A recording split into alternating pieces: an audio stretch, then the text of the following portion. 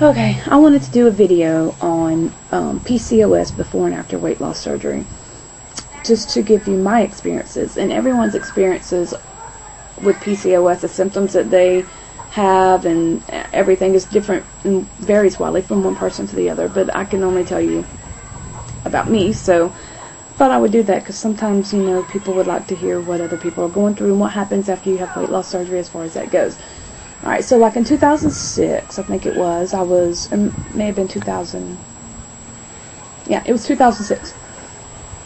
I had switched gynecologists, and I was going in for my yearly, and I was talking to my new gynecologist, and she specializes in PCOS, but I didn't know what PCOS was, and we never even talked about it then. But my symptoms when I went to go talk to her was that I had a lot of problems losing weight. I couldn't do it. I was never successful. No matter how hard I tried, it would not come off, or my efforts weren't rewarded on the scale. I went to a gym every single day nearly for a whole month, and watched what I ate and lost like 1 pound. And so, and that's just an example of it, and I'm not going to go into the whole weight gain thing, but you know, that was one of my symptoms. I didn't have periods very often. I went like 9 months without having a period, and I thought, and I had lots of hot flashes. Oh my God, I would sweat constantly, and I was thinking that maybe I was going through menopause in my 20s or something, or maybe my obesity had quit or maybe my periods stopped or something. And so anyway, I had that symptom as far as, you know, not having regular periods ever. Never had problems getting pregnant. Both of my pregnancies were whoopsies. So I got lucky there as far as being able to have children. That was obviously too before I got too heavy. But I had acne, and that was like, you know, not horribly bad, but it just annoyed me, you know what I mean? And I had horrible hormonal moods. I would cry all the time. But in my family, bipolar and depression are like, they run in my family. My grandma, my great-grandma had it, my grandma had it, my mom has it, I have it, my daughter has it. So I didn't think that had anything to do with PCOS, but now looking back, I see that, you know, it does cause your hormones to be. So anyway, at the time though, I wasn't being medicated, and so it was like really, really bad. But I told her all of those symptoms. She asked me if I had any extra hair growth or anything like that, and I don't. Every now and then I might get a wild hair, like right in here, just one wild hair. I don't know if that's normal or not. It might be. And but I don't have, like, you know, hair anywhere, like extra hair. I might have a couple of wild strands here and there on my belly button, and that's about it. She told me that I had PCOS. She did, you know, a bunch of different blood tests, and went over all of the normal levels of different things, and said, this is you. I had really high cholesterol. She put me on metformin to help try to get my periods back, and to help with my insulin resistance, which she diagnosed me with.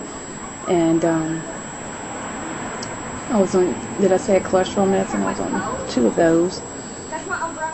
And I did the sonogram to see if I had polycystic cysts on my ovaries, and I did have lots of cysts. And she basically said that, you know, this is what you got. Here are some resources. Here are some books I recommend you reading to get to know about it. And you need to go on a low-carb diet because of your insulin resistance, or you're going to be gaining weight like mad.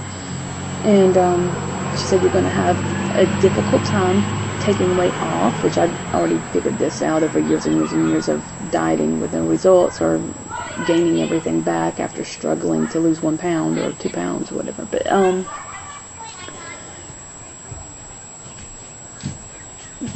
I thought that, I'm just going to have to deal with it. And then I found out, my neighbors are walking down the road, just kind of ignoring them. So finally when I decided to have gastric bypass, it really didn't have anything to do with the PCOS. It had more to do with me emotionally. I was just, so depressed all the time that I didn't want to get out of the bed, and, just got to where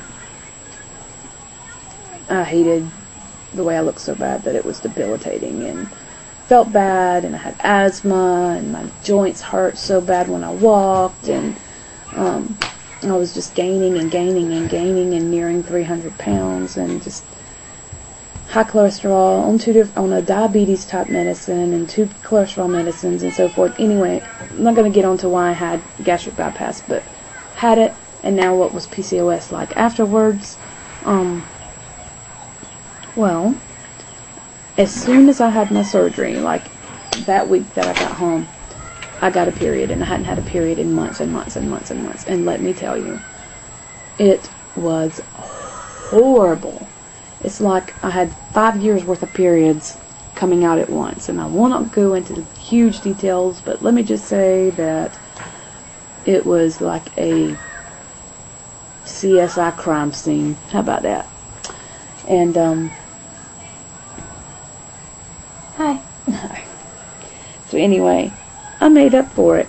And then I started having monthly periods.